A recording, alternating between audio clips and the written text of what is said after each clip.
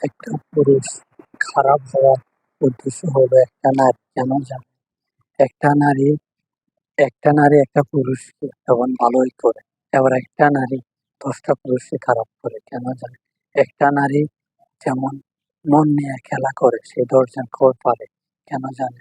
সে একজনকে ছেড়ে অন্যজনকে ধরে, অন্যজনকে ছেড়ে অন্যজনকে ধরে। এটাই তার বাস্তবতা প্রমাণ। কেন জানেন? এখনকার বর্তমানে সমাজে নারীর মতোই খারাপ বর্তমানে এখন নেই। কেন জানেন? তারা ছেলেদের মন নিয়ে পুতুল খেলা খেলে, কেন জানেন? আসলে ছেলেদের কষ্ট যদি তাদেরকে একটা মেয়েদেরকে দেওয়া হয়, কিন্তু আসলে তারা চিৎকার করতে সে চিৎকার করবে, কিন্তু চিৎকারে শেষ হবে না, কেন জানে?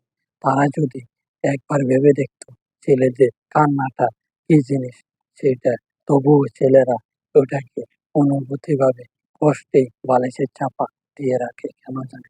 তাদেরকে কষ্টটা বলে না, এটাই